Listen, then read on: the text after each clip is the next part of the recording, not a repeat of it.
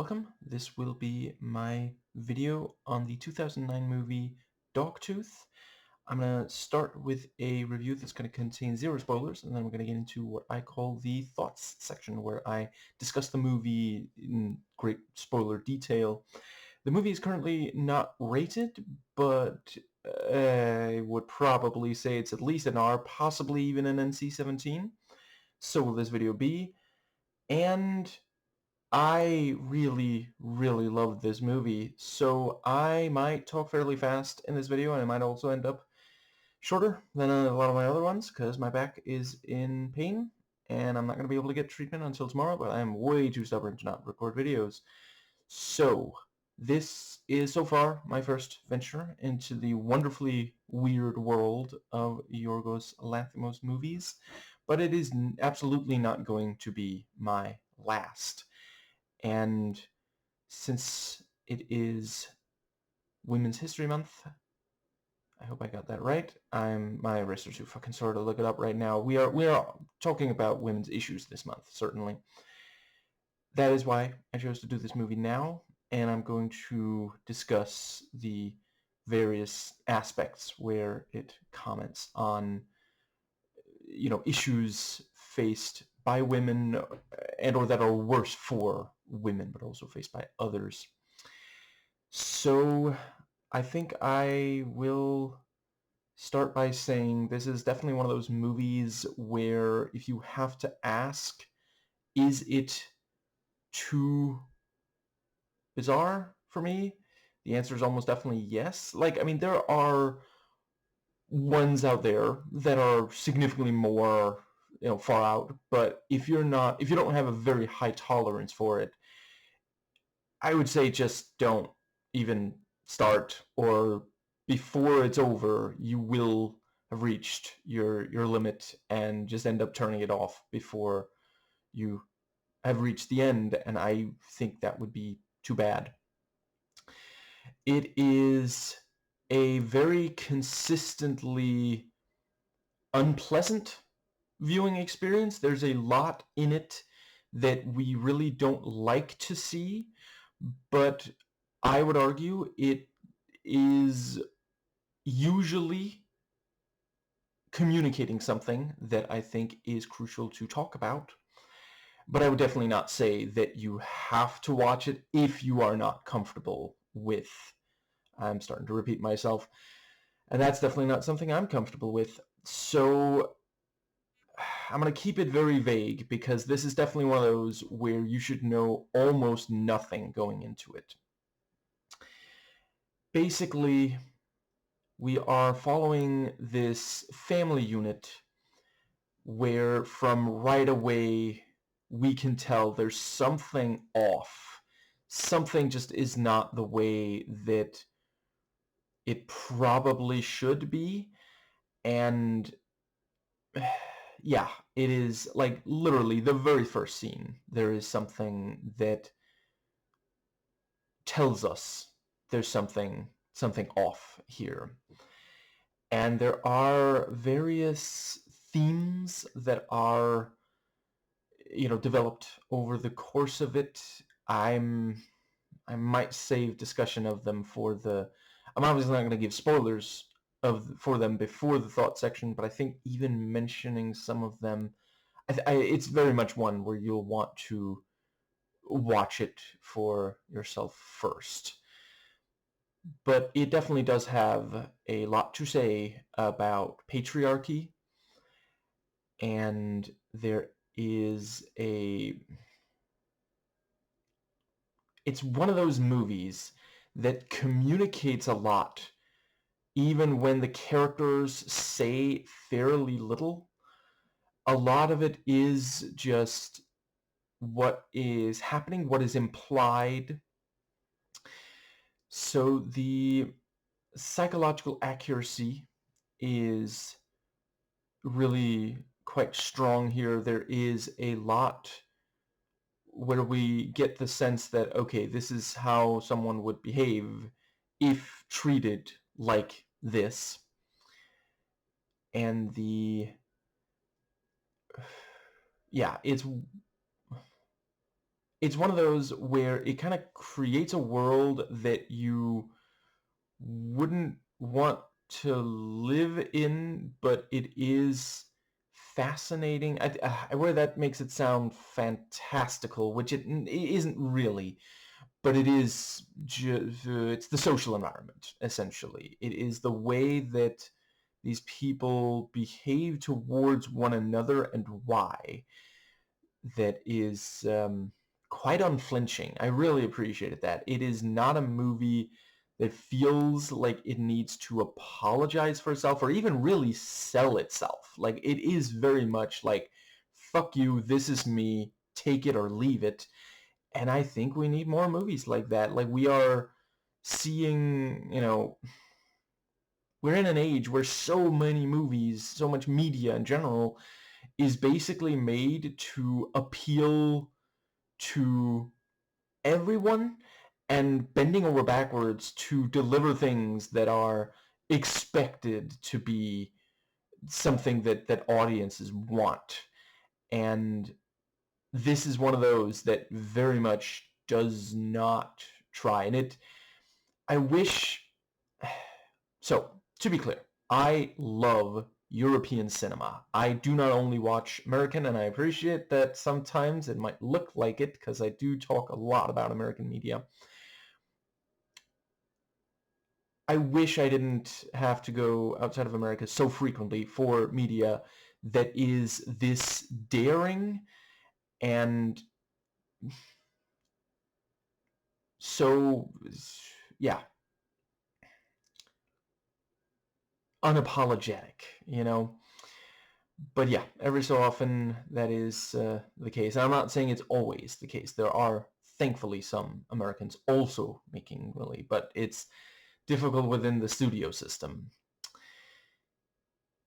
The level of detail is one of those interesting ones because technically there is a lot here, but there's so much that goes unspoken, and we aren't even shown it in any detail, but we can deduce. There's just enough clues that, like, by the end of this, you can pretty much, you could write an essay about, like, what is going on here and why.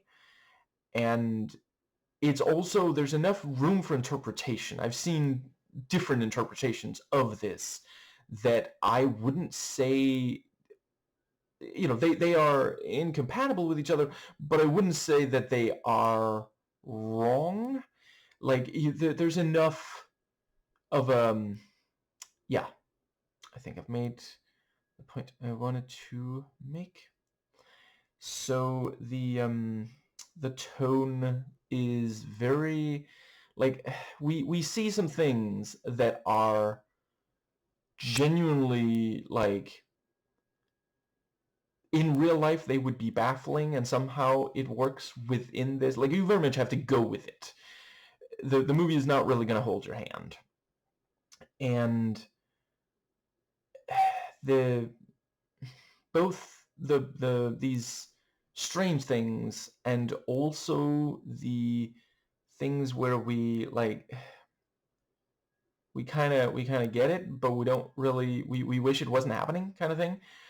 There is this kind of just stark realist kind of, it's not really over the top in how it's showing it, even though some of the things, they're not, the things are also not over the top, but they are definitely the kind of thing that you are,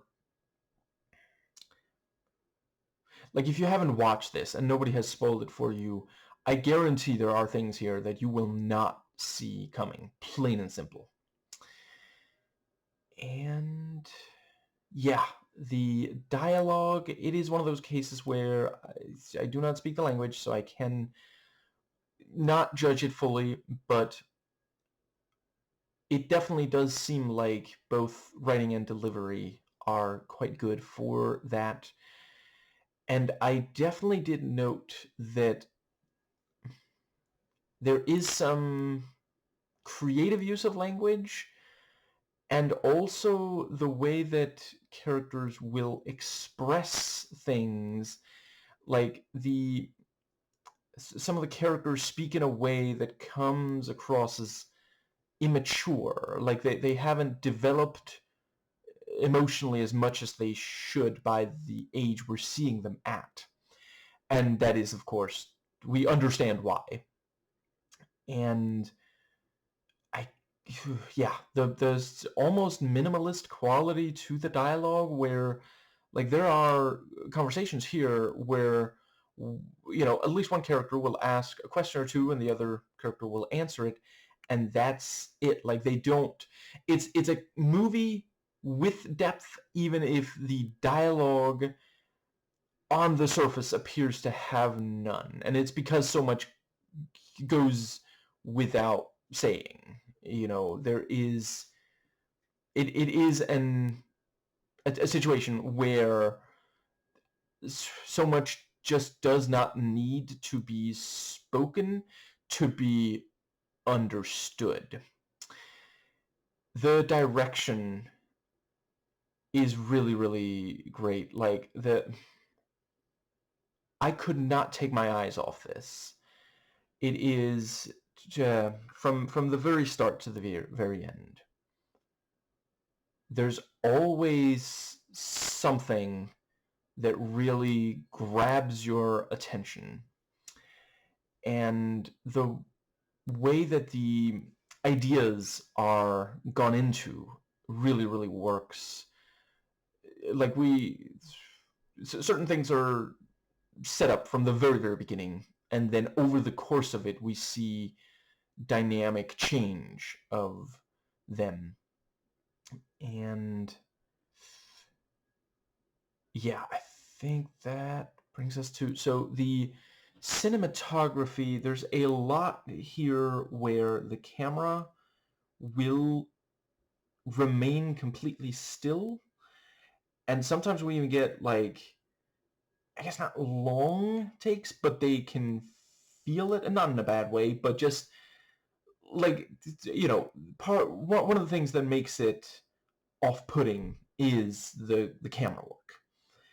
There is at least one scene where there is an actual conversation between at least two characters, but the camera rests on one of them, and so we just hear what the others say. And I'm not saying it only happens in this movie, but it is the kind of thing that, draws attention today. Like, by now, that is a choice. If you go back to, like, way back in movies from, I forget when they stopped, but, like, for example, movies from the 1940s, at least American ones, not always other countries, the camera would tend to keep them all in frame, but a conversation might be done in a oneer. Today, like, we kind of expect probably some close-ups, maybe some over-the-shoulder, two-shot, some kind of, and I'm not saying this movie never does that, but I definitely did take note that, I don't want to give away how much, but at least once there would be characters speaking that we didn't see. And there's at least one time where a scene has gone on for a little bit before we see who else is even in the scene. Like, we see at least one character, and then it cuts, and suddenly we realize, oh, they were there the whole time. And I guess this is a good time to note, so whenever I talk about issues that affect minorities that I do not belong to, which is most of them, I base what I say on what I have heard from members of those communities.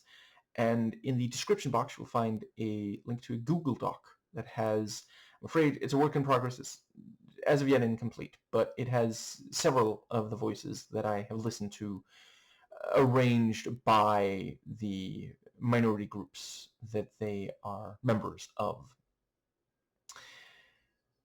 Please listen more to minorities when it comes to issues that affect them more than someone like me, in most ways a member of the majority. Other aspects of the editing, some scenes are very, very short. Like, I think there was at least one that was literally just a few seconds before it moved on to something else. And the there, a lot of the time the way it's cut is not particularly fancy.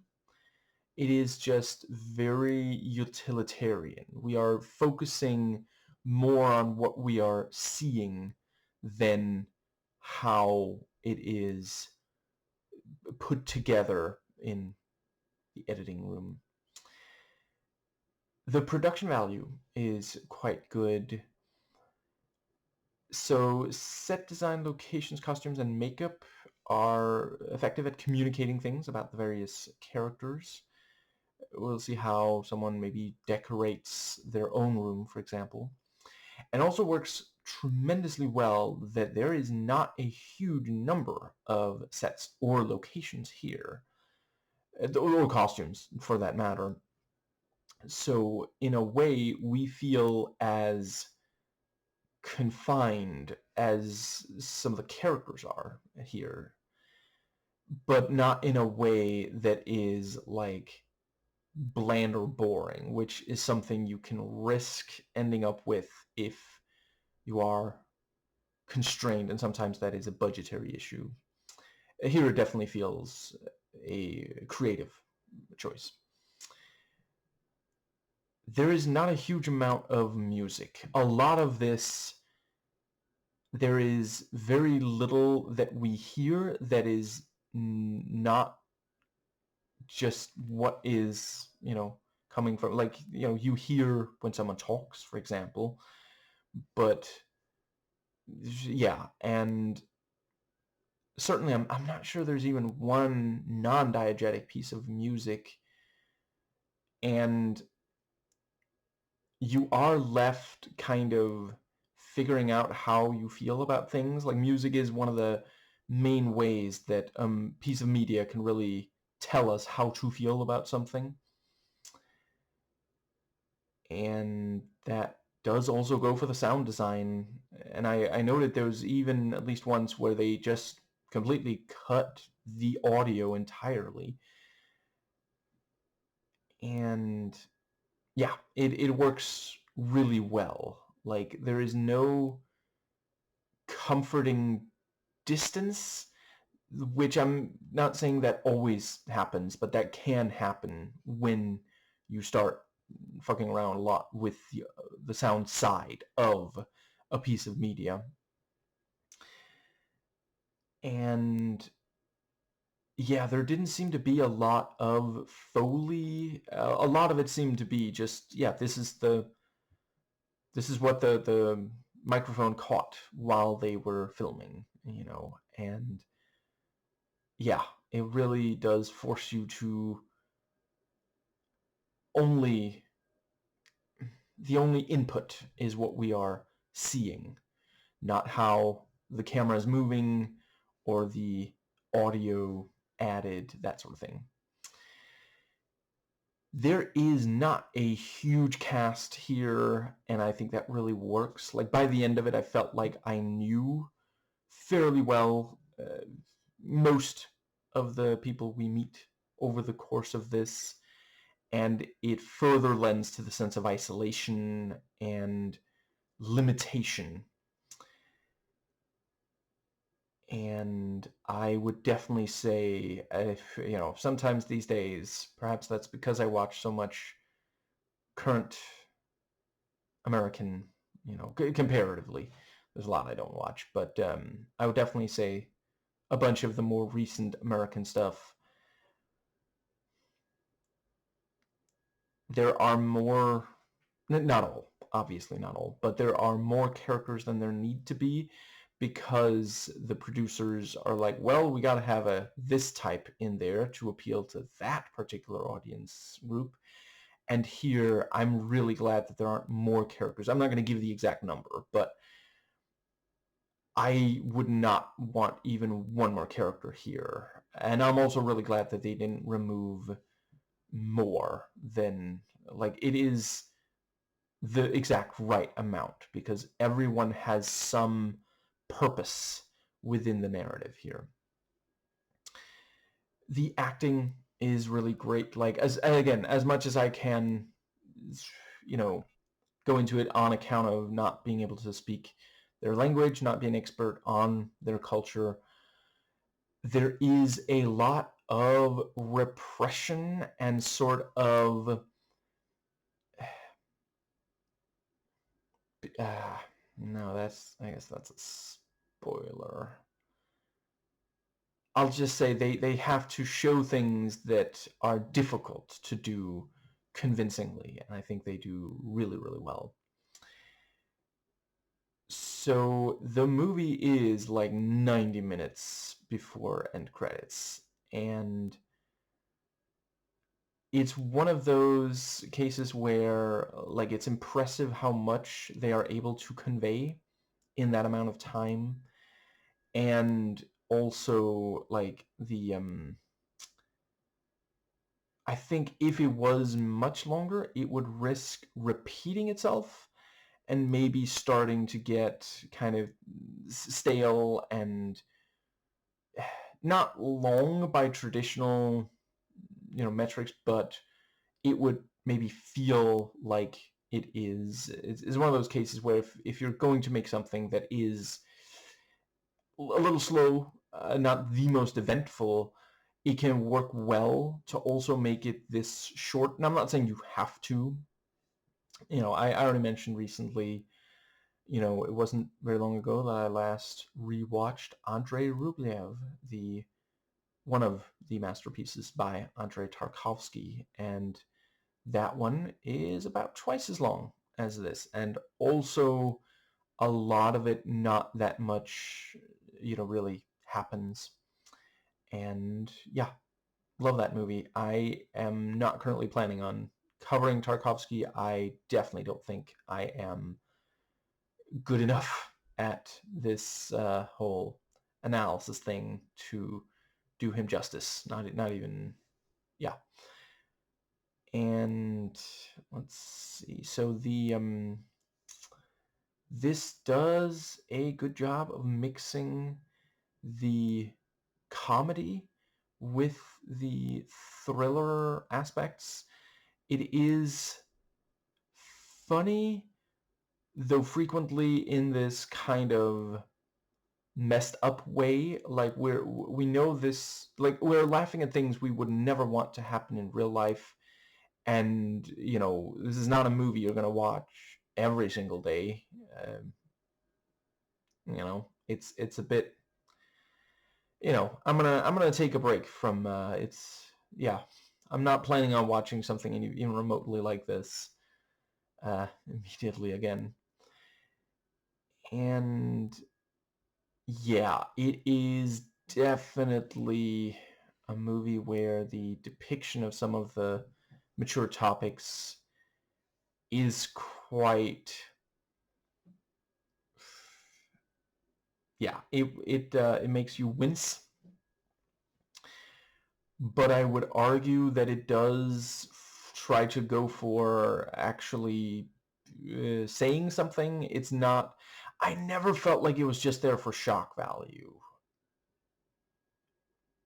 And I've seen movies that have less, fucked up things where it definitely is there for that. And it also, like, it finds this balance between sometimes lingering on things that we don't even want to think about, let alone see, let alone for this long, but also not, like, I don't know, to me at least, it didn't really end up feeling like, okay, this is just like Yorgo's fetish or something. He just wants to show this really, gross thing. It, I feel, sits just long enough that we can't really pretend like we are not witnessing it. Like we, the natural inclination might be to say, oh, this is someone's dream, or this is like, maybe it's not as bad because, like, nope, that just happened. But it doesn't go into, like, territory where it just feels like pure exploitation. And I think that is it for what I can talk about without spoiling anything. So yeah, it's definitely not something that I would say absolutely everyone should watch. But if you think you can handle it, and what I've said, which I appreciate has been vague a lot of the time, but if what I've described sounds appealing, I'm really, really glad I finally watched it. This is a movie I've been meaning to watch for years, at least since The Favorite. I think that's when I first really heard discussion of this. People were comparing. Oh, right. For those who don't know, both are Yorgos Lanthimos movies. But yeah, I am definitely eyeing The Favorite and Poor Things for future videos. But I am not necessarily, I'm not sure how soon it's going to be. Yeah, this is a 8 fucked up things we are undeniably seeing that comments on, among other things, patriarchy out of 10.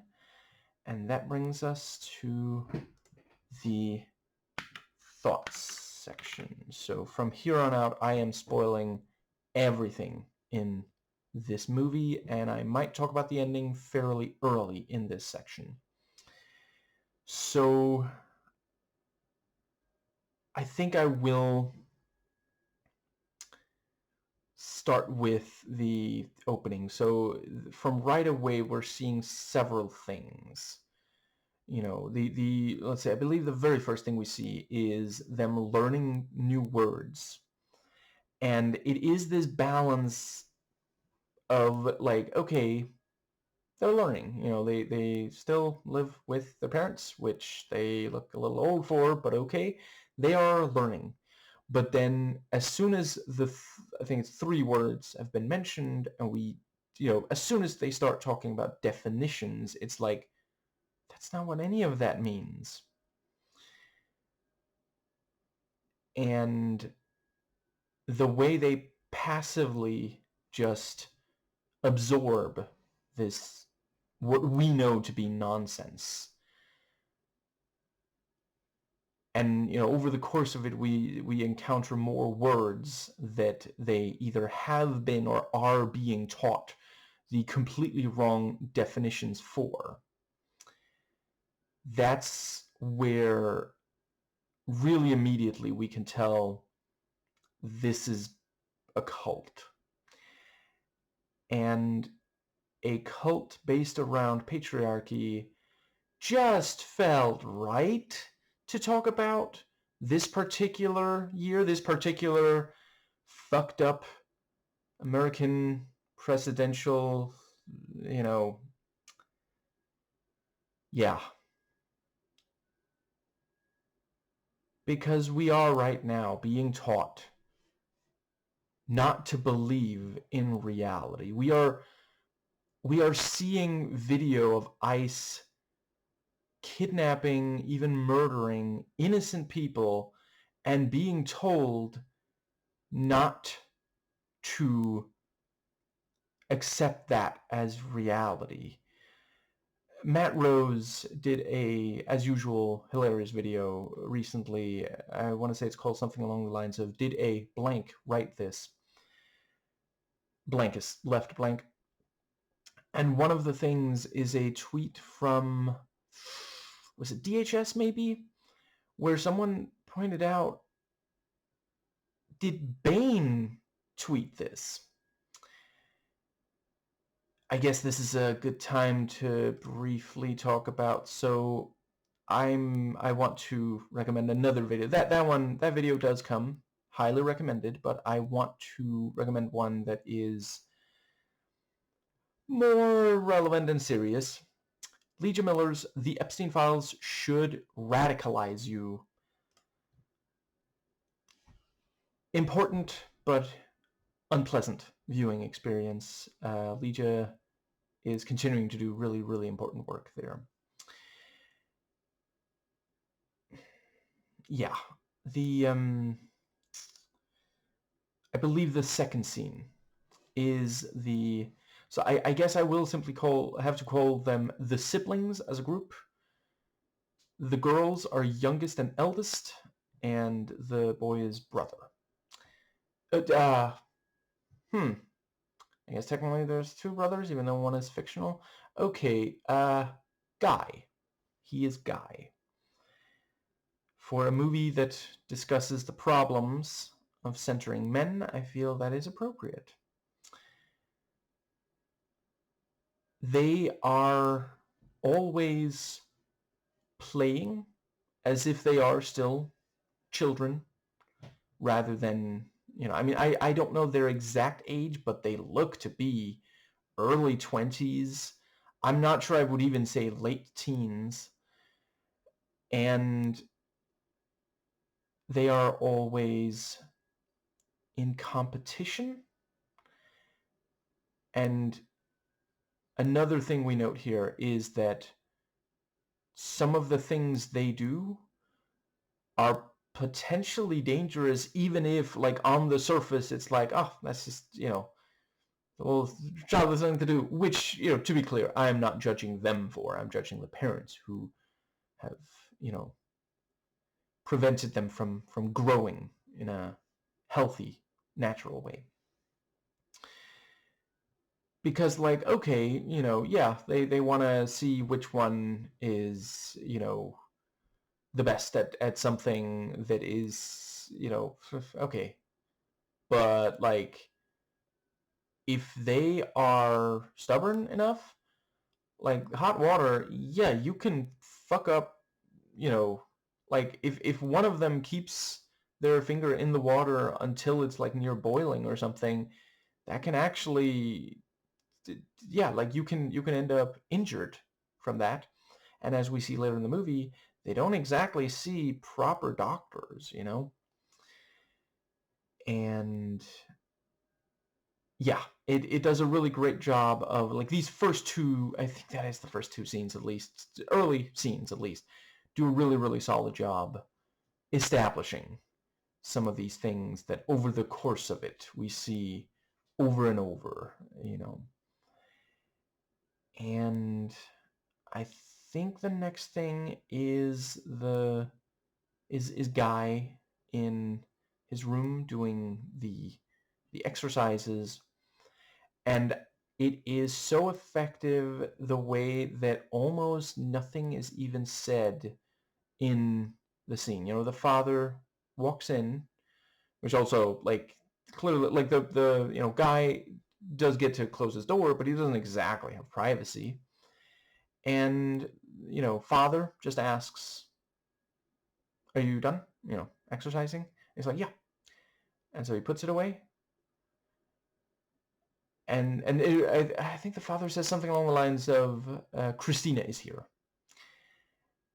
And not even one of these three need to say one more word.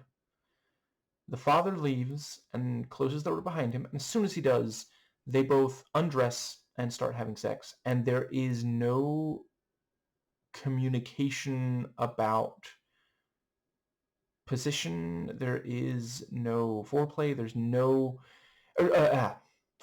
he gets foreplay. She does not. This is something they have done many times before, and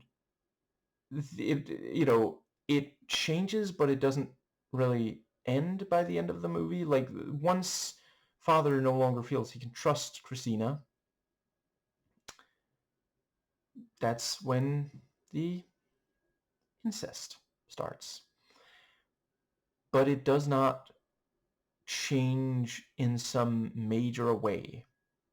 sex is something that a young man takes from a woman, and she just has to accept it according to the rules set forth by the father, the patriarch, and it is sadly true under patriarchy. I'm afraid I forget exactly who said it, but I believe it was in a recent video by Cat Black. She was reacting to, I would say, TikToks, but someone noted that patriarchy naturally leads to pedophilia, which I have to admit I never even thought of, but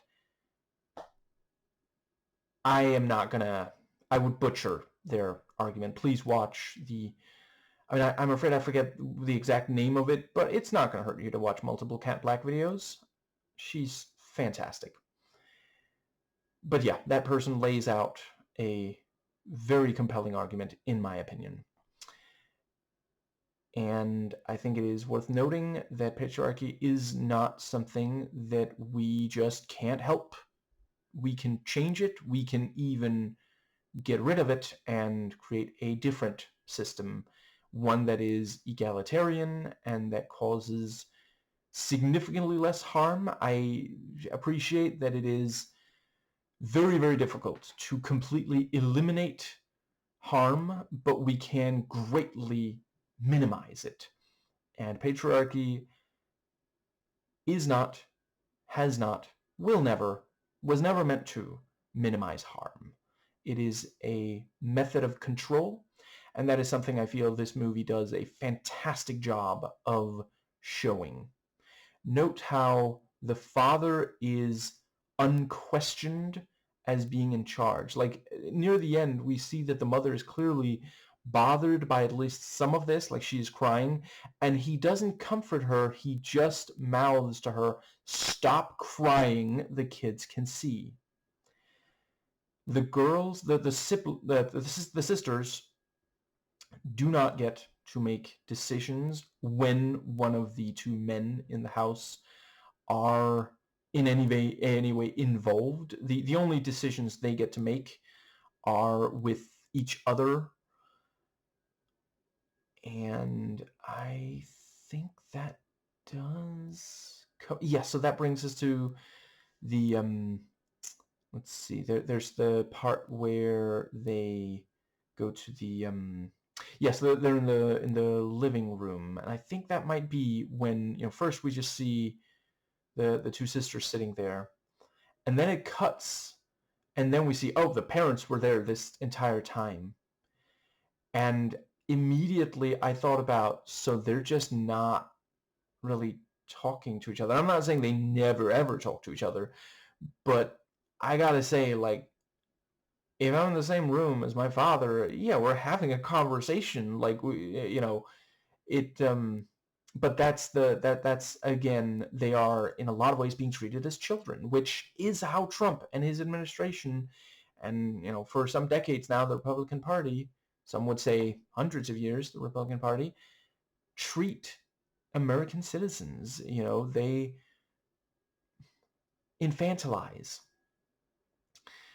A lot of people say that parents shouldn't have to really deal with their children. Children can play by themselves or with each other, but the adults don't have to say or do anything.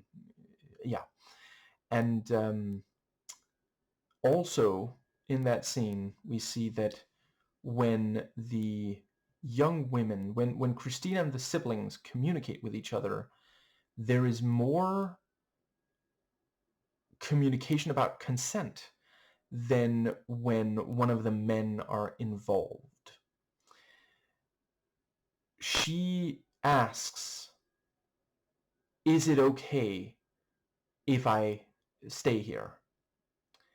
And then one of the sisters asks, "Would it be okay if I was sitting next to Christina?" Also note that Christina, the one person who who comes in from the outside, is the only one with a name before Bruce chooses hers. And I did appreciate the others actually do respect that Bruce wants to be called Bruce. And that is, of course, part of growing up. Not necessarily choosing your own name. A lot of people stick with the one they were given. But saying, this is how I want to be thought of. I am a Bruce. I am Bruce. The way that, you might say, I am a neurotic mess who talks too much. Just to take a completely random example that has nothing to do with yours truly at all. And the then the mother wants to film them, and she asks Christina if it's okay with her to be on the video. And not long after, we see them watching a tape from previous, they don't watch TV. And the one time that Christina enables eldest to watch some movies, it is punished. And their only media is the home movies that they have watched so many times that I believe his youngest literally mouths the words as the video is playing. It is intensely, I suppose if they were a country, you would call it isolationist. And let's see, I think that brings us to, so the father drives Christina back away. Oh, right, I forgot. We also see him pick her up and asking if she washed before the sex. And then as he's driving her away, he gives her the money. And there's some great subtle acting there, because obviously she's not going to say, I don't like this arrangement. She feels like she has no choice, which I think can be read both as an indictment of patriarchy, because this is a man with power over her, and so she does not argue, but also capitalism, because I can imagine that, she's apparently a security guard. A lot of those are not paid that well, so maybe this is the only way she can make ends meet, and he knows that. He doesn't choose someone who wants this. He chooses someone that he has some power over. They work in the same building, and he believes he can trust her, and gets quite angry when she shows eldest movies that are not home. And I think but you see very clearly on her face that this is not, she does not feel good about this. And that is something I'm looking forward to. I have heard of Yorgos Lanthimos' other movies. He criticizes aspects of capitalism and power structures. I think I'll keep it at that. I know a little bit more detail than that, but I don't want to spoil those movies here. So I think that... Oh, wait, was he the one with... just in case, I'll if there's more Yorgos Lanthimos movies you'd like me to watch, please drop me a comment in the section for that down below the video. And I think that, let's see, that gets us to the part where Guy is talking, first we see him washing the car, which again is one of those things of well, it's good for an adult to be able to wash a car, but he's treated as a child so much of the time, so this isn't really... Father is not preparing them for adulthood. He's just getting free labor, which, again, patriarchal, capitalist, fascist. And after we see Guy wash the car, then he talks to his, as is made clear later, fictional brother who lives outside. And I found it interesting that he says, I wash the car, it was something about how thoroughly he washes the car. And then he says the words, you don't, which I guess it's possible that the parents have said, it's important that you wash the car like this because your brother didn't or something. But yeah, the fact that, and again, we have this like competitive thing. Like as soon as he is talking to his brother that doesn't respond, obviously, he is, yeah, he's talking about like, well, I'm better though. I'm better than you, because they have so little and they are encouraged to be, in competition with each other. And then he is punished for throwing stones over the wall. And later we see, I believe it is eldest, it's certainly one of the sisters, throwing a little bit of cake out over the wall, and later their toy plane is also thrown over the wall. So, and even when the toy plane, even when with the door open, Guy still does not dare walk outside. He lets father do it, and father uses the car. As he told them it is not safe to leave without the car, which, once again, a method of control. And we see, like, right now in America, with tech companies working with the government, they're like making a database of protesters, for example. And a lot of privacy protections have been removed in the increasing fascistic dictatorship takeover. And I'm not saying that none of the Democrats have participated in that, but the Republicans have been very, very aggressive in that regard over several decades now. And then they say that we on the left are the ones who want to take your rights away. And they point to, see, don't you have less rights than you used to? And we're all supposed to pretend like they're not the primary driver in taking away rights. And I guess that brings us to the... am I remembering right? Was it the... I think this might be around where we see Christina, teaching, so Guy learns that sex is just something, yeah, when he, he is supposed to have sex with,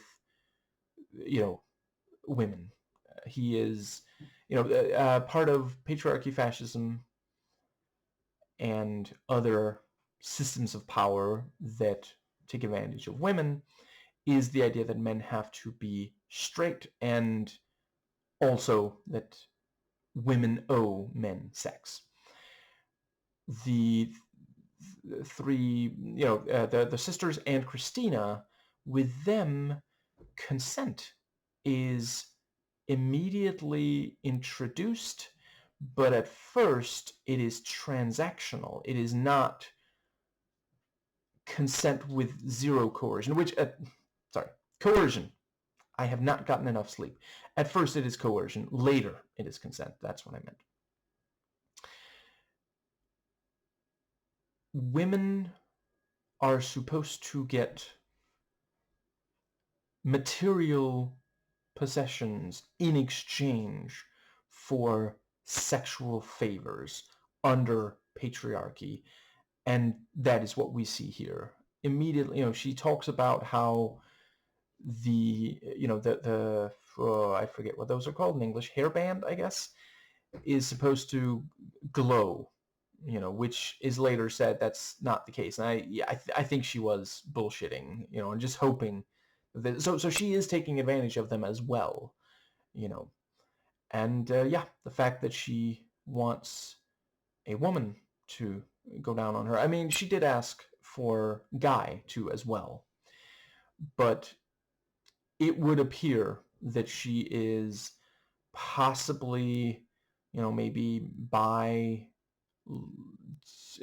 pan, possibly lesbian, and just going along with the straight sex because that is where the money is. Note that father never once considers the sexual needs of one of the women. And neither does Guy. But let's see. Yeah.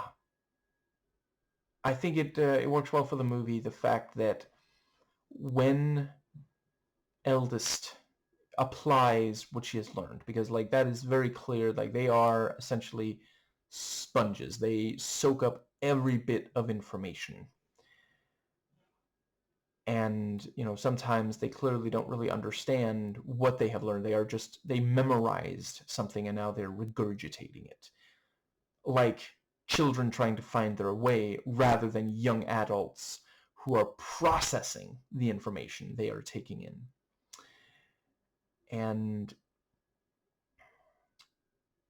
when eldest first asks for licking in exchange for a gift,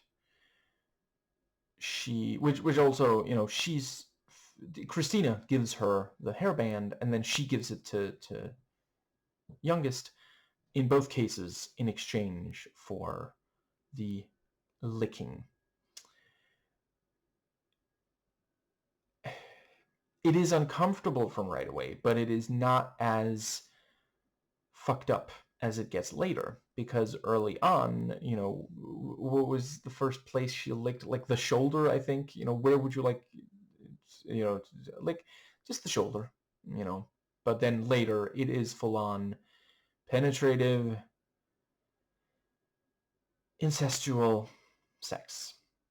And I guess this is a good time to recommend. So it's long, as their streams tend to be. I believe it was the longer of them, but right now I'm actually forgetting.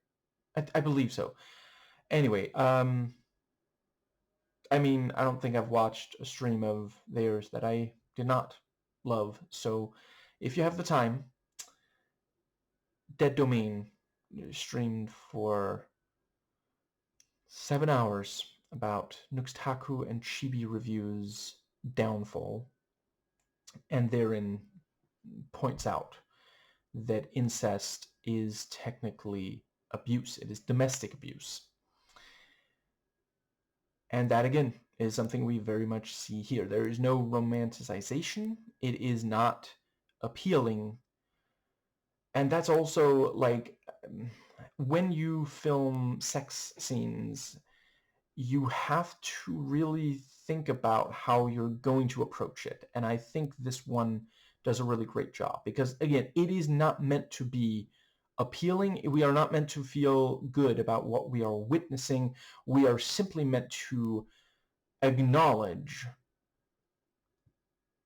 sadly, a lot of the time when two or more people, and to be clear, I'm not like shaming polyamory, but when two or more people get naked and get into any kind of intimate situation, a lot of the time it is not sex, it is sexual assault or even rape. And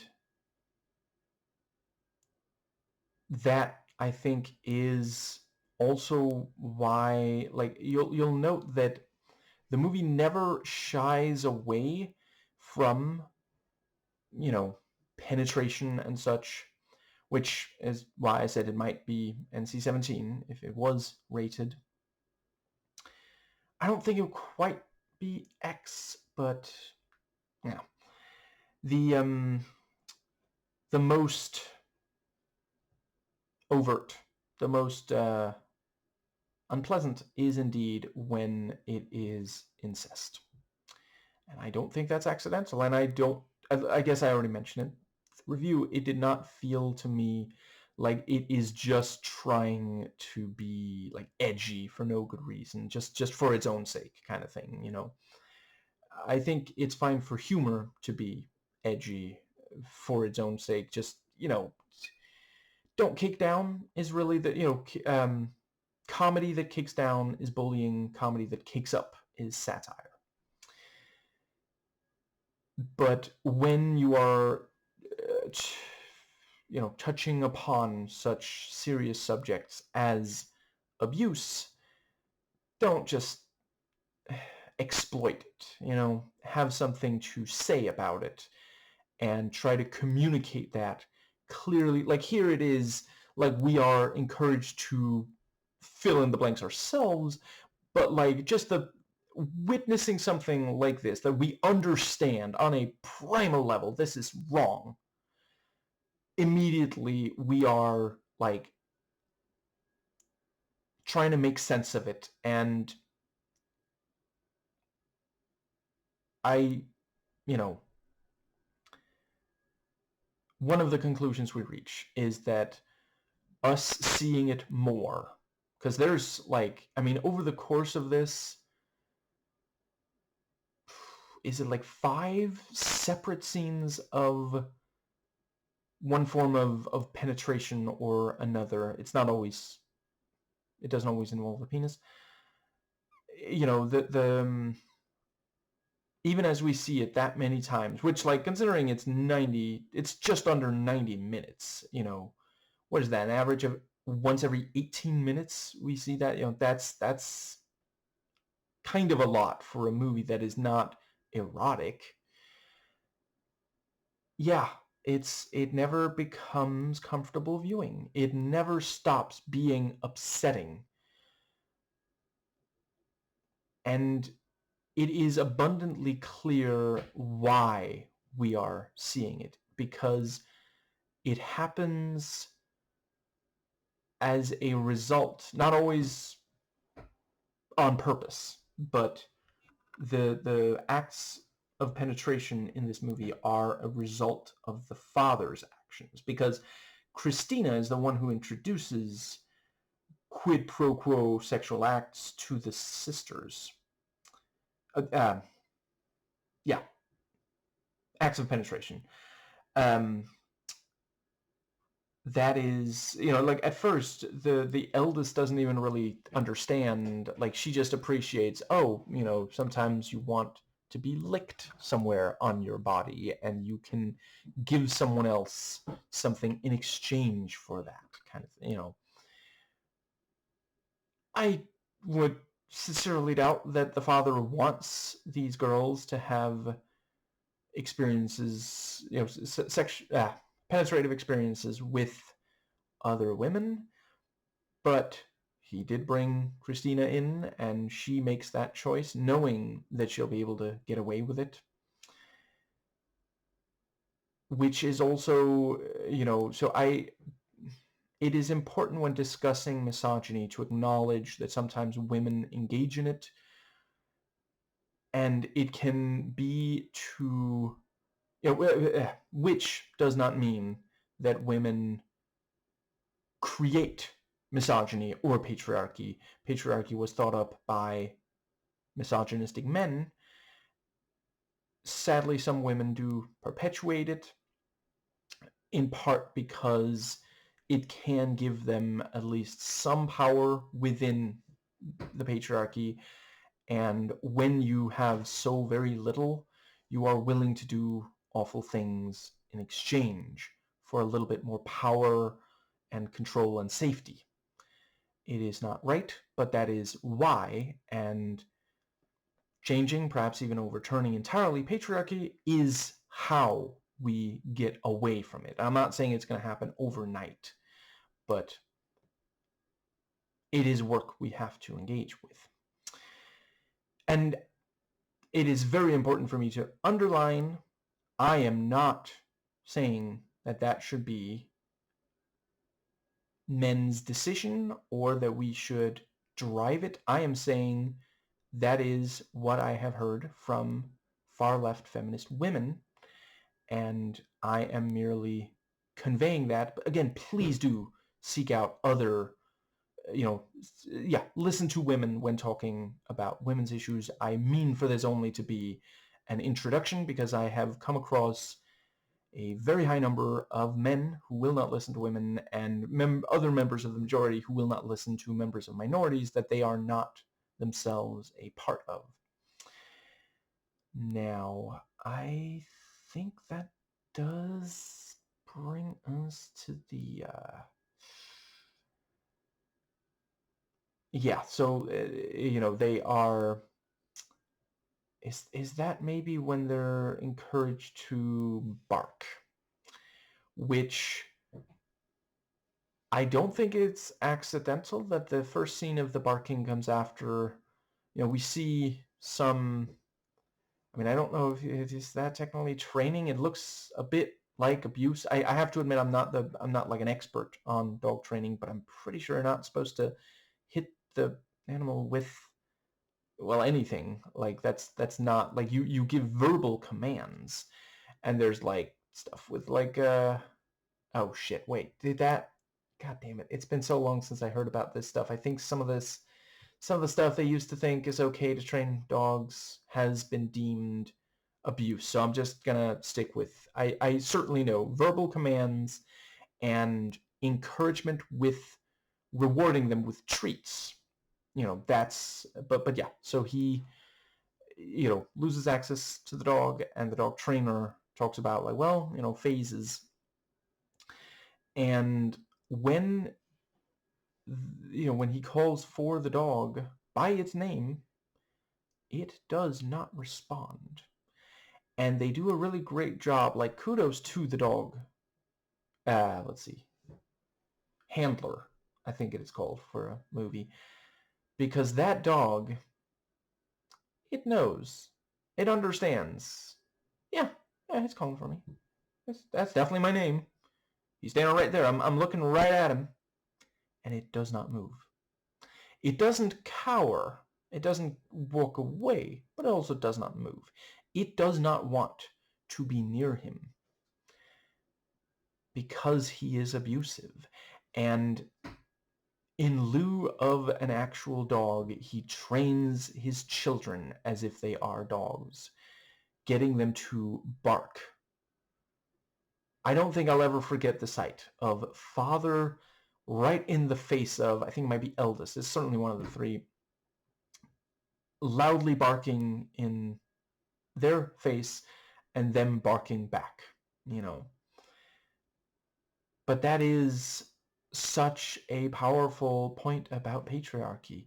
It is not raising, it is not about a healthy maturing. It is about training and controlling the way you would an animal.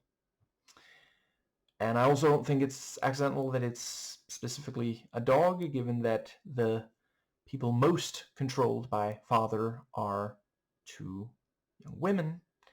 And I'm not going to quote the B word, but you know what I mean. That is something, like, it's not accidental that a lot of misogynists love to use words about women that compare them to, I think, you know what, if you haven't already watched Jessica Jones, I 100% recommend it if you are okay with something that, it is quite upsetting, obviously, for various reasons, but if you are at all a feminist, I absolutely recommend it if you can stomach the harsher stuff. But there is one point where a major character, I don't think I want to give away who, gives a short, I guess, monologue, let's go with that, about why they hate the B word and why it's so fucked up to use about human beings.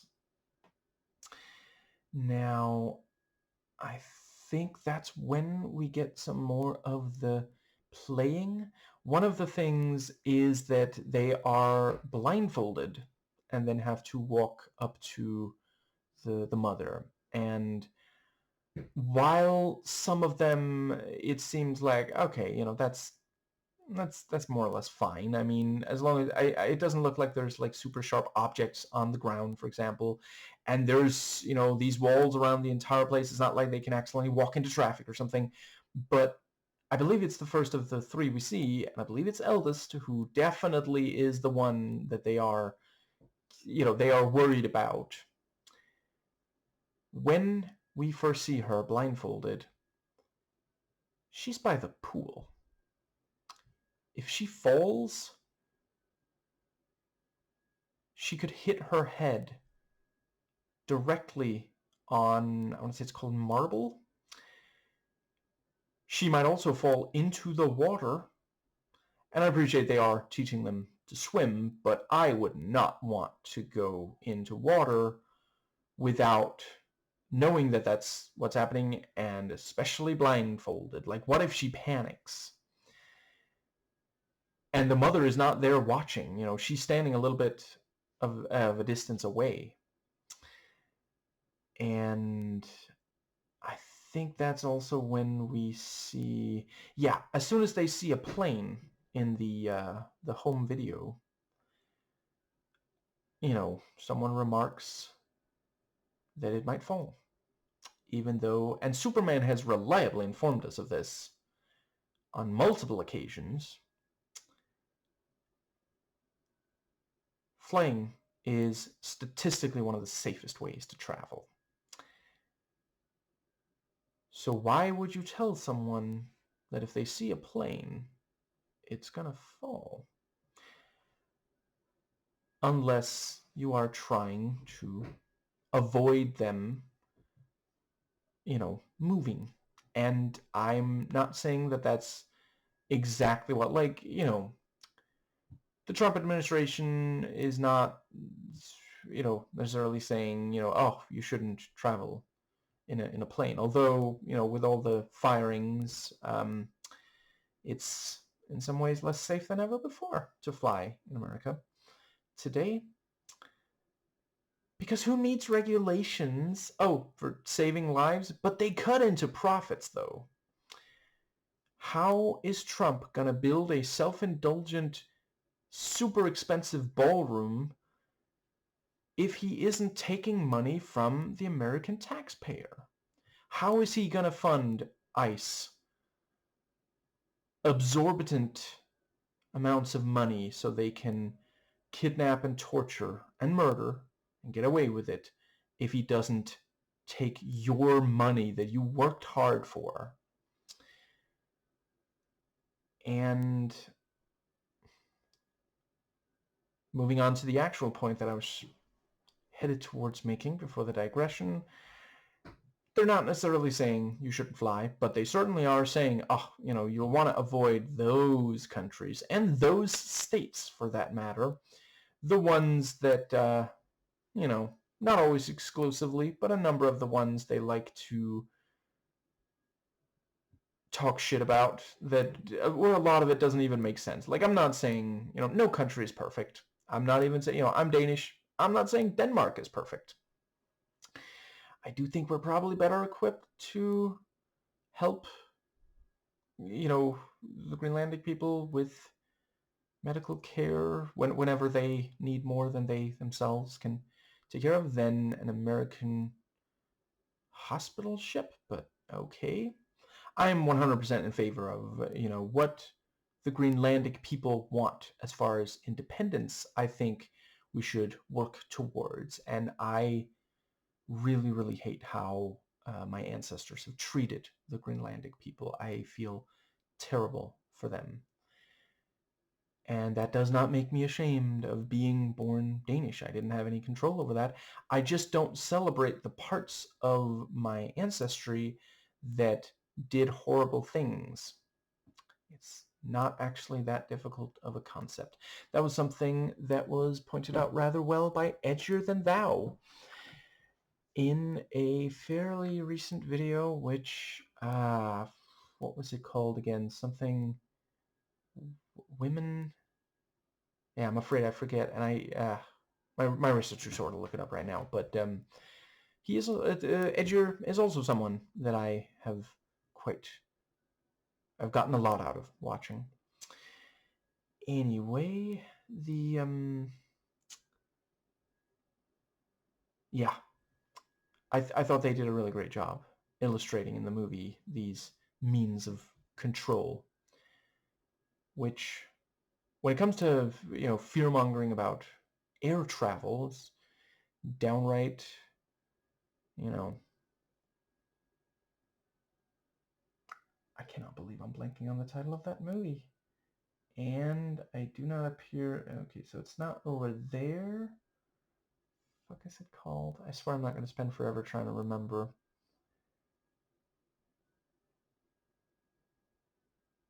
Nope. I don't think it is coming to me at all. The Jim Carrey movie. Hopefully you know what that means. Anyway, yeah, so I guess that brings us... Yeah, at one point they're playing and they are not sharing toys very well, which again, like a sign of immaturity, like add to the fact that they're playing like children at all at the age that they are. But yeah, one of them throws the plane over the wall, and then Eldest cuts... I think it's Eldest who does that, and Eldest also cuts Guy's arm, which I noted was responded to with violence rather than an explanation of why. Because, like, I feel like, listen, if I, as a child...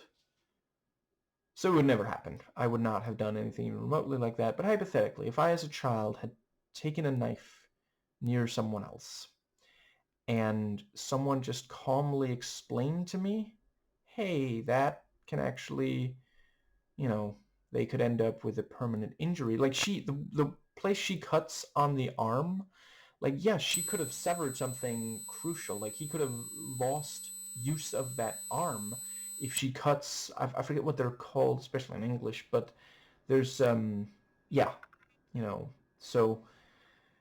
yeah, she could have given him a permanent injury. She could have killed him if like, that's a fucking knife. Like, that's not a toy. But the response is violence. Violence begets violence. Like, she does not know how to regulate her emotions, and she doesn't understand. Like, she just appreciates that this is something she's not supposed to do. Like, I don't think she means to, like, kill him or leave him, permanently, disabled or something. She's just angry at him, and she understands this is something she's been told not to do.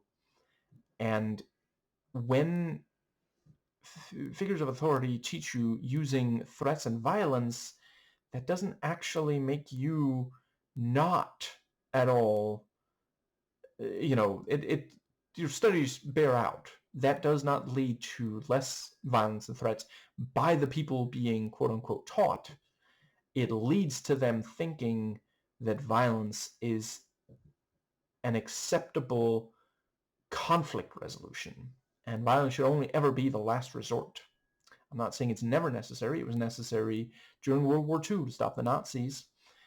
Stonewall shouldn't have needed to happen, but it did need to happen in order for more civil rights for gays. And you'll note, if you look at enough historical sources, they used to say, oh, gay people are, they used to try to fearmonger about them. And then they stopped once enough people realized, oh, hey, there's not actually anything inherently wrong with being gay.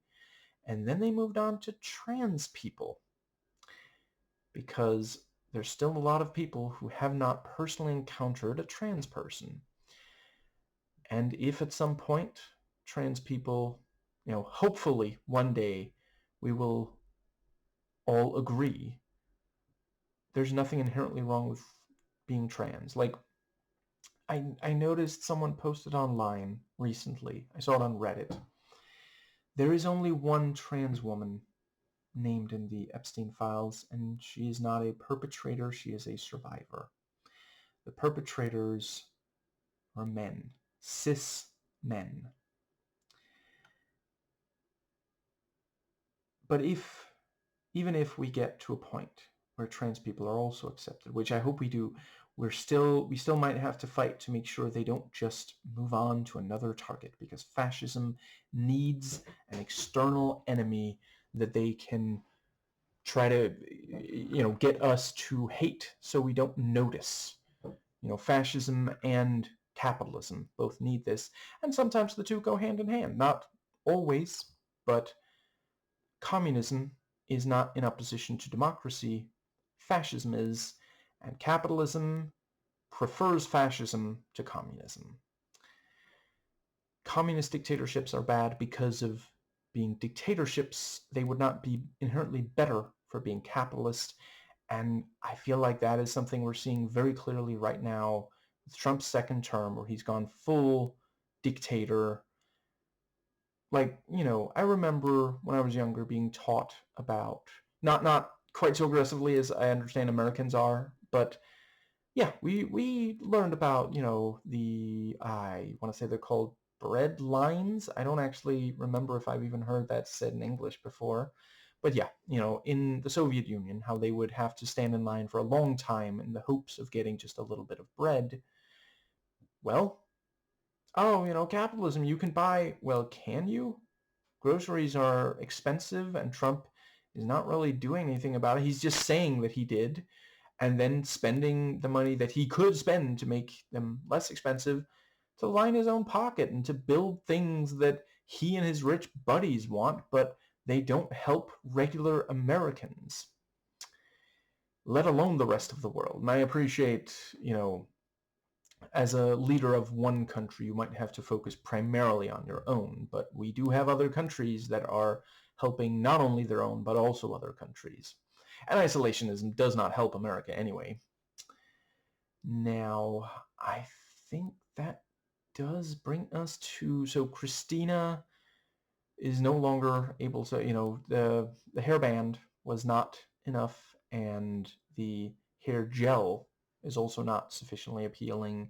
And again, like, we really are seeing how Christina, like, these are things that would not be deemed that impressive in a regular society. She just knows that it's stuff that is not being given to, like, imagine being so sheltered you don't even have access to product, like, which is such a common thing. I literally don't even have to say, like, perhaps not everyone, but a significant chunk of people watching this movie, as soon as I said the word product, and perhaps part of kind of context clues, but yeah, you knew, oh, product, yeah, for hair product, for that, yeah. But yeah, eldest wants the videotapes. And Christina's like, maybe I should go. I have to return some videotapes. But ultimately relents, and we don't see the videotapes, but it is very clear later. One was Rocky. One was, hence now she wants to box. And that is a very nicely done impersonation of Sly. Did he watch this movie and comment on, because that's really, really, the actress must have practiced in a mirror or something, and she imitates the noises, and she spits out water from being hit and this sort of thing. And also later Jaws in the pool, which it's delightful how much Guy is just completely clueless because he didn't watch the fucking movie, so he's just, what the fuck are you doing? Why are you biting my leg? And I again can't help but note, and later she quotes, I do not know that movie, but I'm quite confident she's quoting some movie that she watched from Christina after the penetration. And ultimately, during the dance scene, I think some of it is Flashdance, so that might have also been one, so it's not exclusively, but 3 of these 4 things that I can definitely pinpoint as like, okay, that's from a movie, 3 of them are violent. there is violence within them because of all this repression. That's what it's led to. They are maladjusted in a very major way. And I couldn't help but notice that with Guy, it is often not really threats. Like, he's less likely to physically assault than Eldest is, because he gets what he needs, if not necessarily what he wants. He gets a lot of what he needs, clearly not all of it, but, you know, yeah. Whereas the sisters are denied a lot, and Eldest is the one that is, like, she's about to explode. She cannot take more of all this, being restrained like this. And yeah, ultimately, at first she tries to hide the tapes, but she does give them to Father, and he doesn't even ask. Like, he immediately understands, oh, she watched these, and, like, he knows Christina's the only, where else would she have gotten them? So asks her to give him the tape, tapes one of the tapes to his now double-taped hand, and physically assaults her with it in the guise of discipline. So now she would connect the idea of VHS tapes that are not home movies with being hit in the face with them. It is not accidental, like, because he could have, just, like, broken the tape in front of her or something to, like, convey, this is what will happen to the tape if I catch you with one ever again. But no, he wants specifically, they are driven and controlled by fear, which, again, patriarchal, fascist, capitalist. And, it's all threats of violence and acts of violence. And it's not always threats of that father or mother will enact violence. Sometimes it is external, like the plane. Like, if the plane crashes on them, that is violent. And I think that, right, so this is at least slightly out of order, but at one point there's the conversation at the dinner table where it is said, how do you know when you are old enough to leave this place? When one of your two canines falls out. And I am not a dentrician here, but I think we can all agree that the idea of, one of your canines falling out, yeah, that's not going to be from age. That's going to be from physical violence of some sort, and that is indeed what ends up happening. She cannot wait any longer, so she removes it in one of the most fucked up scenes in the movie. I am so glad. I know there is no way they had that actress actually hit herself in the fucking face with a hand weight. They made, something that looks just like a hand weight, but it's like, and then they maybe added some sound, stuff there, but it's like made of, what's that called again? Foam, and she is acting like it hurts like a motherfucker, and they spray some blood on the, yeah.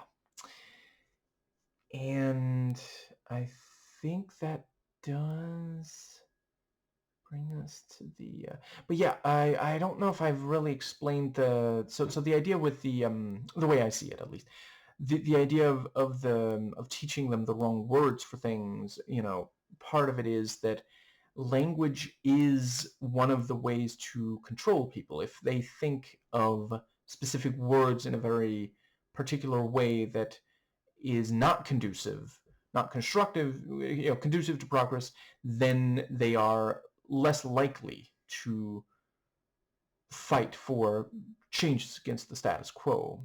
And I mean, you can just see at how they are how right now those who support ICE are talking about it. Like, I saw at least one person, I think that might actually have been in that domain stream, one person was saying, oh, I mean, maybe you don't like everything ICE is doing, but the alternative is to not have a border. And it's like, no, not even remotely. ICE has not been around for anywhere near as long as America has had national borders, or states ones for that matter. But yeah, because if you accept that false dichotomy, then suddenly you are not fighting to abolish ICE, which I saw someone note that is at this point the moderate position, and I think that might just about cover the, you can, for example, also see it in how transphobes despise the word cis, even though it is literally a scientific term. Like,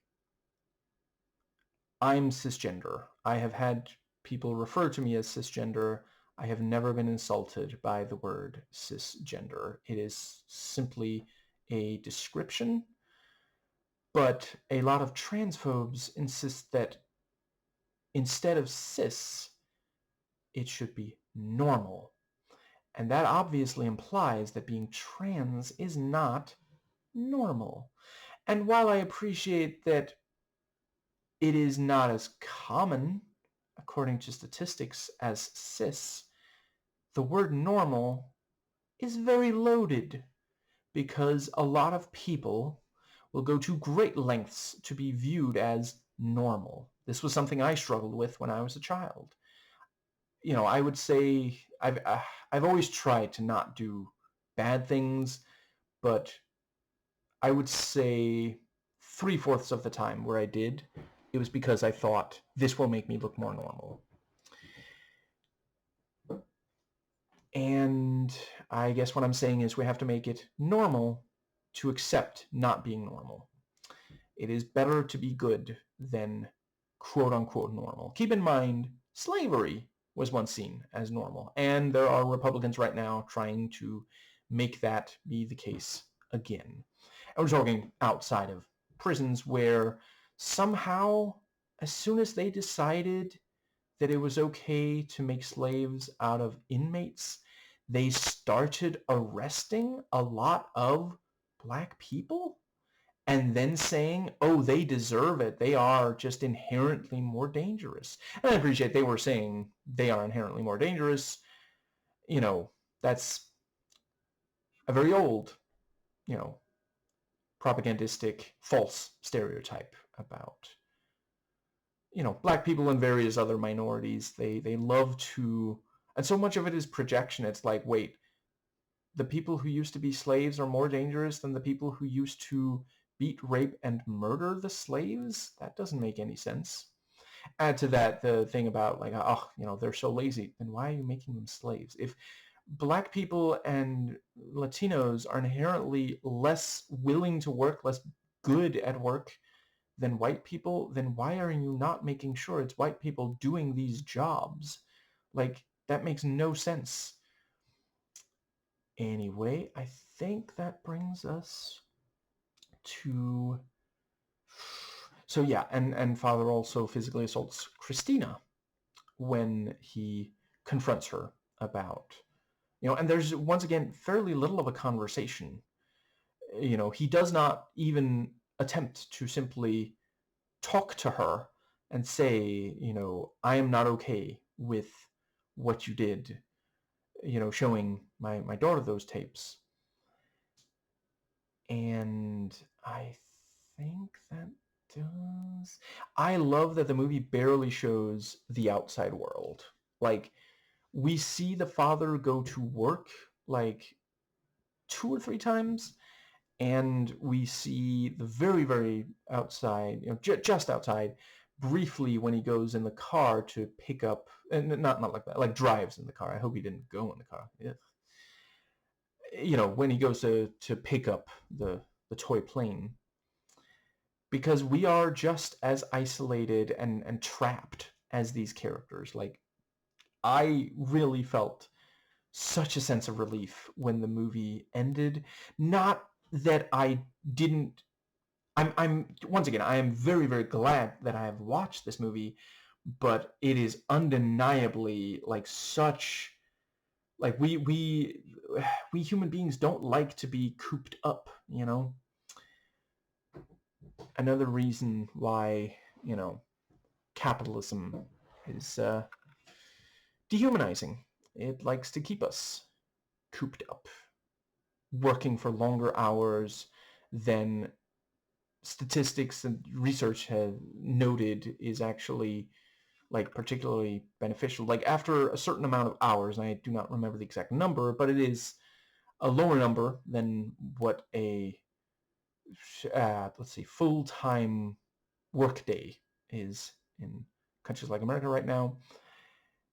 Yeah, you know, after a certain number of hours, lower than that, you are no longer, you know, able to, you know, work optimally. Why not just let them go home and recover? You know, it doesn't make any sense except for control, keeping us in the worker class down while they engage in wage theft and spend the money we worked really hard to generate on luxury items, and then telling us that we need to adjust our habits because, you know, you're eating too much avocado toast. Now, I think that I feel like there's at least one. Right, so we have the part where, yeah, the shit. Right now, I forget what exactly the thing that prompted it, but there was something that got father to increase the intensity of so yeah, he, you know, he cuts up his clothes and you know, smears fake blood on, you know, and comes in and says, you know, your brother was killed by a beast. You must never go out there. And as he tightens his vice-like grip on his family, Eldest just becomes even more determined to get out of there. And yeah, he claims that it was a cat, and Guy sees something he does not know and kills it. Because that's what he has been trained to do, you know, and it is horrifying for both the other family members and us. And I really appreciate, like, I kept sitting there thinking, and now you're gonna cut, and now you're gonna cut. Oh shit, you know, we see, like, I know they didn't actually kill an actual cat. I do not think they killed their cat for the movie. It's obviously, you know, they made a fake one that he could sink the garden shears into. But I was not, yeah, it's very unpleasant seeing that as the, yeah. And let's see, I think that brings us to the, I did appreciate that she, oh, did I already say, yeah, Christina tried to get Guy to perform sexual acts on her that she would, you know, like, but she seems to give up fairly quickly when he, you know, doesn't go for it. He thinks he should be in charge of, you know, it's up to him, the position they go with, which is how his father is raising him. I liked how kind of adorkable the Bruce naming scene, you know, the entire, like, almost immediately, youngest accepts, you know, she develops a keen Bruce knowing sense. And just over and over, like, I think it's 4 times she says Bruce, and Bruce turns to look at her, you know, which once again, like, I already talked about how that's part of, you know, forming one's own identity. She wants to get out of here. She wants some level of control over herself, her own life, her own identity, but it is also somewhat like a dog, you know, like the yeah. So the yeah, and the part where he buys some fish and dumps them in the pool and then goes hunting for them. And they just accept, oh, fish just appeared in the pool. They don't, like, I'm sorry, if there were fish in a pool near where I lived, I'd be like, who put them there? I wouldn't be like, oh, fish. And yeah, and he uses the harpoon. Note that clearly father and mother want monopoly on the violence. As soon as one of the other, I forget if it's eldest or youngest, but I'm pretty sure it's not Guy, one of them asks to borrow the harpoon, and he just says it's dangerous. And I think that pretty much gets us to the so yeah, once he no longer feels that he can trust Christina, he does not find another person to bring in, but rather forces his offspring, forces his son to rape his daughter. And I do think it is noteworthy that Guy is more like, I mean, both of them go along with it, but afterwards she's the one who says, never do that again. He doesn't say, I don't want to do that ever again. And I do also think it is worth noting, like, he does not particularly seem like, he's basically, he's doing it because his father is saying he has to, but he doesn't seem like he's like super into it. It feels very mechanical. And I think that pretty much get right. We have the part where mother threatens, she talks about like, oh, I'm pregnant. And she doesn't even start by saying, I have an idea for further control. She just says, I am pregnant.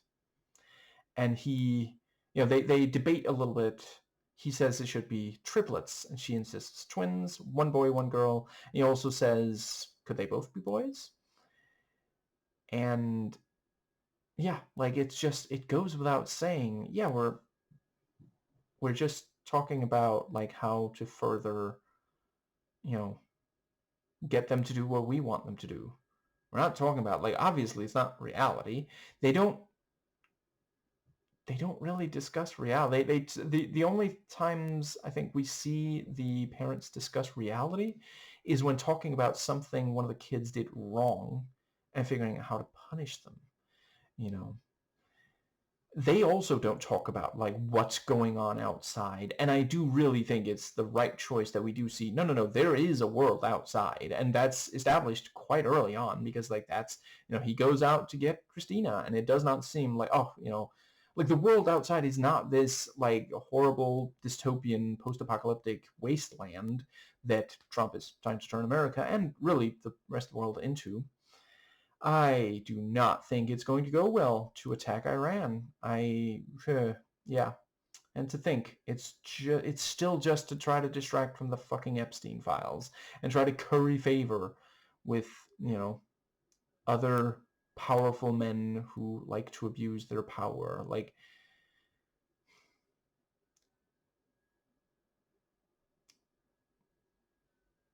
it is not enough for Netanyahu to kill through the IDF, not necessarily with his own two hands, kill Palestinians in the Gaza Strip in what is a genocide, not a war. No, there is no situation wherein the two are the same. That is simply something proponents of genocide like to say, because war is like, well, war can be necessary, and it can, for sure. It's a lot of the time not. A lot of the time it's people with power want to solidify or increase their power.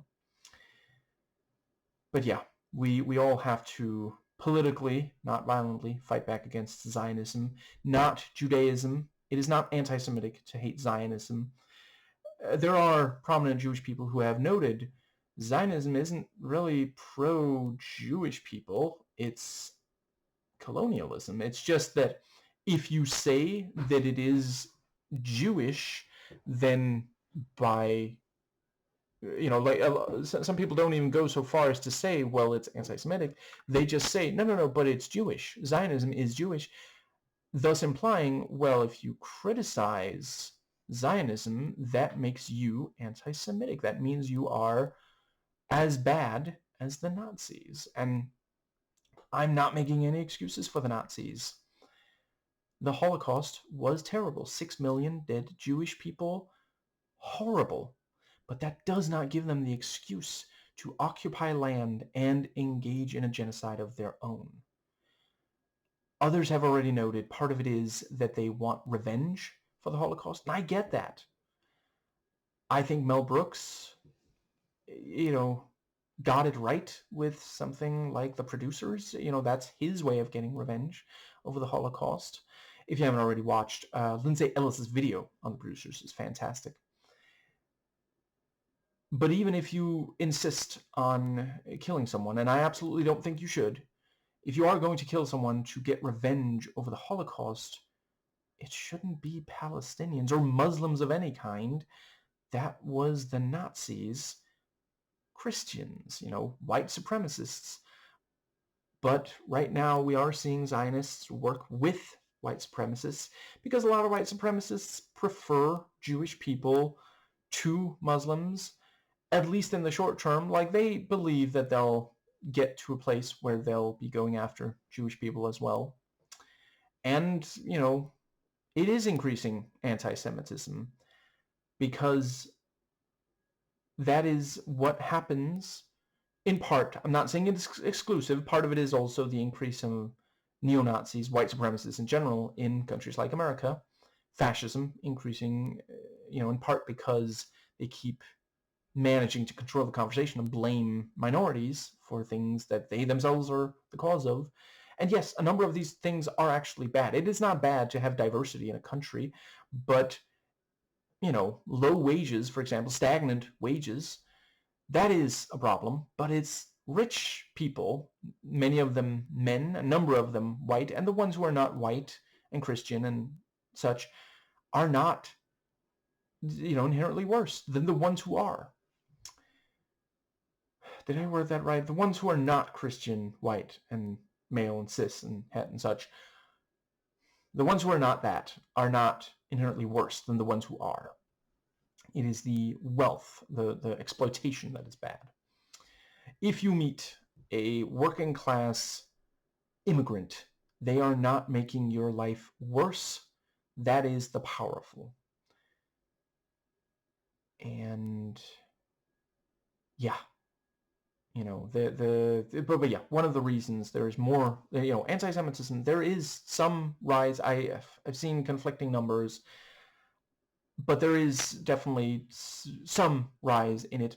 And part of it is that Zionists keep insisting that Zionism is Judaism, and it is anti-Semitic to hate Zionism.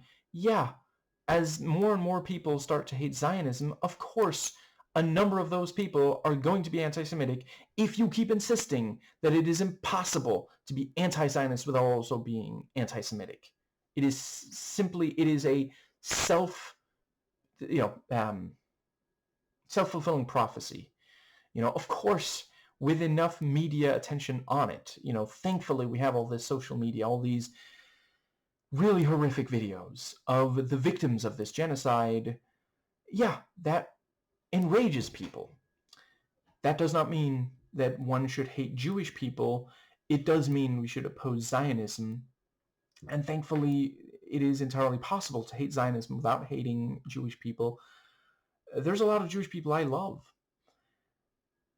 There are no Zionists that I love. But we can, help fight against it in nonviolent ways. BDS. Now, I think that does bring us to the, let's see, what's the other thing? Yeah, I did really appreciate the way that, both Guy and eldest think, for some of the movie, that their brother is right outside the wall, or is somewhere outside the wall at least, and talk to him. Guy throws stones, and not necessarily like to hurt him, maybe just to play or something. Eldest throws throws some food. That is a very like distinct, yeah, you know. And to be clear, I am not engaging in gender essentialism, and I don't think the movie is either. We're talking about socialization. The sisters are socialized to take care of. They're also the only ones seen playing doctor, rather that kind of playing doctor. And Guy is taught he is entitled to sex. He, seems like he maybe has first pick of toy, that sort of thing. I was slightly unclear on if the airplane really did belong to her, or if it was shared. There was definitely some disagreement on that. Right, and because she does not know what a cat can do, at one point she hits Guy with a hammer, and then says, "Oh, you're delirious because of the pain." No. A cat picked up a hammer, hit him on the knee, and then ran out the window. She doesn't understand enough to know that they're going to know that that's a lie. She's just doing what they, like, on some level she probably realizes that this is subconsciously probably, she realizes they're lying to control, and so she's imitating that. She's trying to get away with acts of violence by lying and invoking the unseen dangerous forces outside. And I think, does that pretty much, yeah. And let's see, the dancing, I am not the best at analyzing something like that, but I definitely did get a sense that, it's a bit stiff and awkward. It doesn't feel like natural. Like, I understand from people who do like to dance that, ideally it's like an expression of yourself. So I definitely don't think that they are letting loose here. Like, I suppose you could say it is expressing how they are expressing how little they know themselves, and how, because it's just this kind of seemingly random going between different dance moves, like almost trying out different things to see if something fits, and eventually just stopping when she's too exhausted to continue. And she's also not at all dancing in tune to them, like dancing in tune, dancing to the tempo of the music. And also, I do not know the name of the singer, but I have heard it before, and I'm fairly confident that is not their grandfather. But yeah, they're saying, the father says, "Your grandfather loves you. Listen to him sing how he loves you." So they are exposed to a tiny bit of outside media, but they're taught that it is not outside media. It is simply a reflection of, yeah. And I think that does cover but yeah, the part where she's like humping the ground, and there's at least one other thing. I don't know how to describe it, but there's two moves that felt very Flashdance, which is also, yeah. It's been so long since I watched the movie, but I do remember there is something about, like, she is also, like, basically, existing under capitalism, having to do something she doesn't really want to do so that she's able to do what she would like to do. So I do think is very purposeful that she's engaging in a dance that is in the middle of a scene that is showing that she's not really getting to do what she wants to do. She's doing what she's being made to by authorities. And I think that might just about cover. I feel like there's something. Yeah, let's see. Right, at one point, father and mother are watching a porno, and he is, touching her breasts. I also so yeah, there is also the assumption that he is entitled to sex. She does not appear in the slightest to be into it. And Guy, during the bath, which is also like, certainly at that age they should not be bathing together anymore. Yeah, he just ignores. Like, she is visibly really uncomfortable with his hands on her body, and he just keeps going. And I think that does more or less cover it. Yeah, so the ending, I really appreciated how bleak it is. The one escape attempt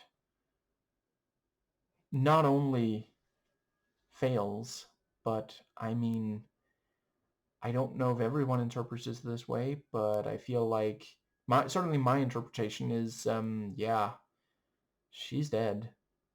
There's no noises. Like, if she was just struggling to open it, you would expect to hear noises of that, and the movie could very easily show, like, even if it doesn't want to show what she does afterwards, it could show, maybe somehow she manages to open it, but that's also, she doesn't even know, like,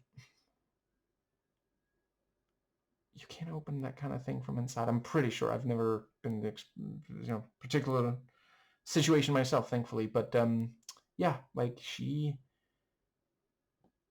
suffocates in there because there is not enough air, and she's there like overnight. Yeah, like, as soon as there's no more fresh oxygen, and I believe those are meant to be airtight for various reasons. So yeah, she suffocates in there, and like, at some point the father's going to open the trunk to put something in and find her there, or maybe the smell will alert him, but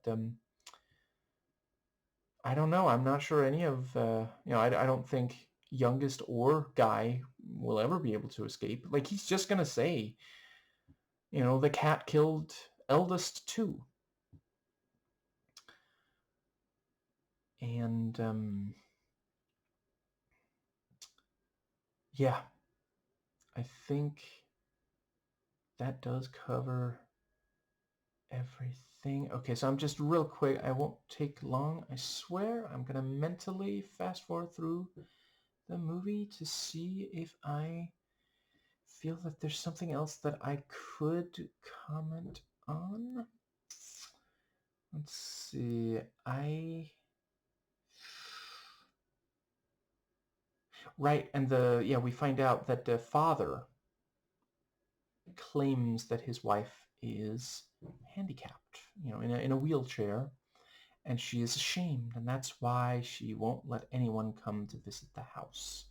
So once again, he is using one of the women in his life to get what he wants. He doesn't want anyone coming in from the outside, of course. And lying is essentially just a matter of course for him. Not unlike Trump. If they think they can accomplish something they would like by lying, they will do so.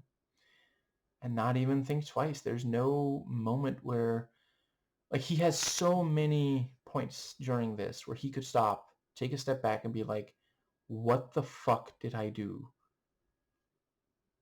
Because he bears the brunt of the responsibility for their actions. He has prevented them from growing up in any kind of healthy way.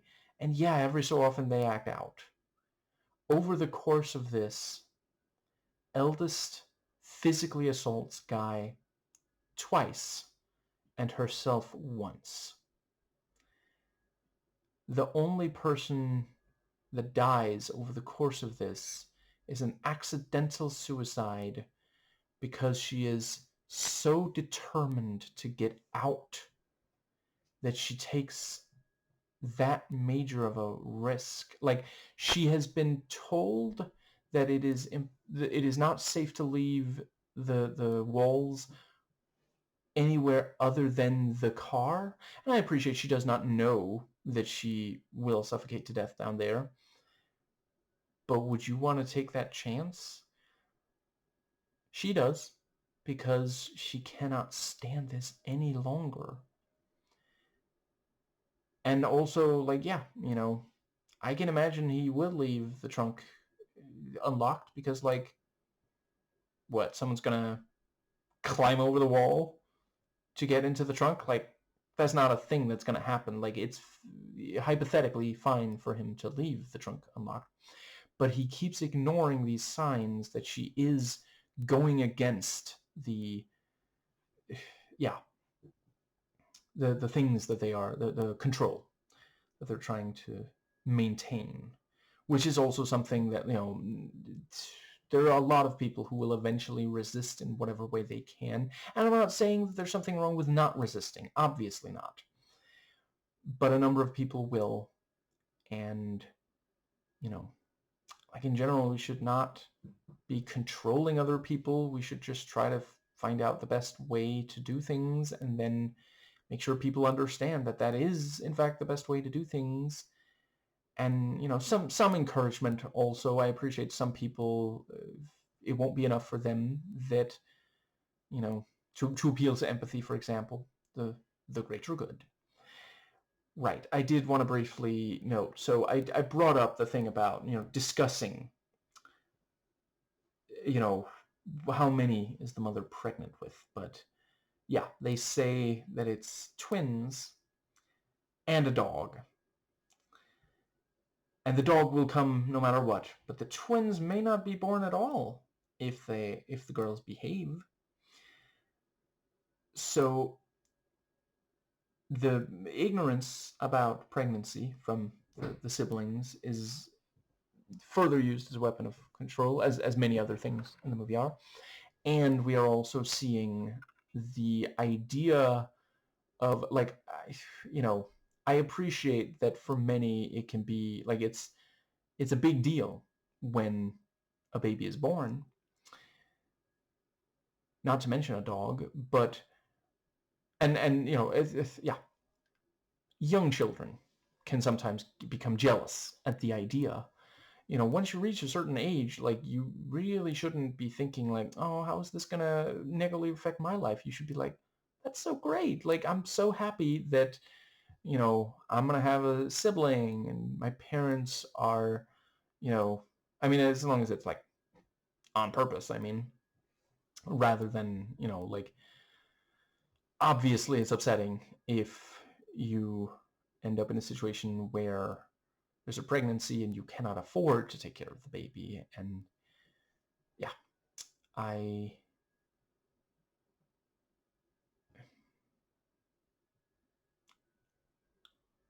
think it's also noteworthy how much Republicans have done in recent times to take away a woman's bodily autonomy, you know, saying that abortion is not okay, and, you know, pretending like, you know, they're talking about like, oh, you know, because they realized, well, not everybody responds to, you know, criticizing abortion anymore, so they started saying infanticide. And it's like, that's not legal, though. That's not a thing that's happening. And then on occasion you'll hear a story about infanticide, and somehow at least some of those stories are about conservatives, and specifically law enforcement. Like, there was that sheriff. I'm not certain I remember the name, so I'll just say it was a sheriff. And yeah,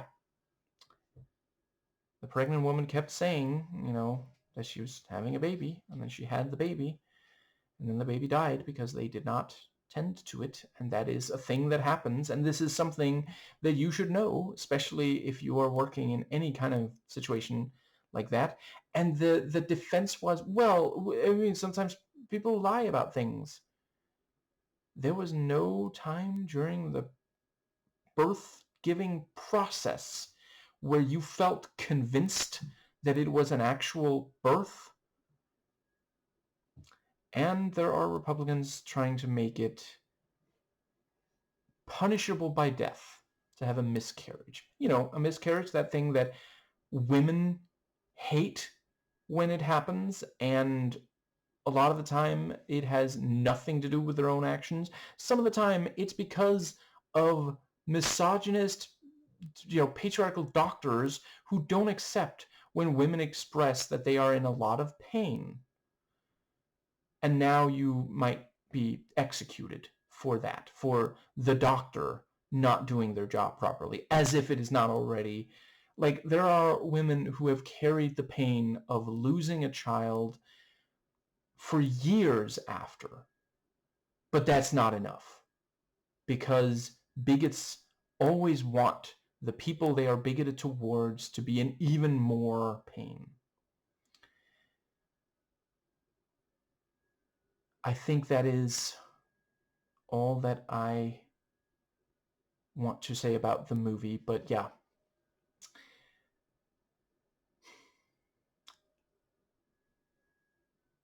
I think it is,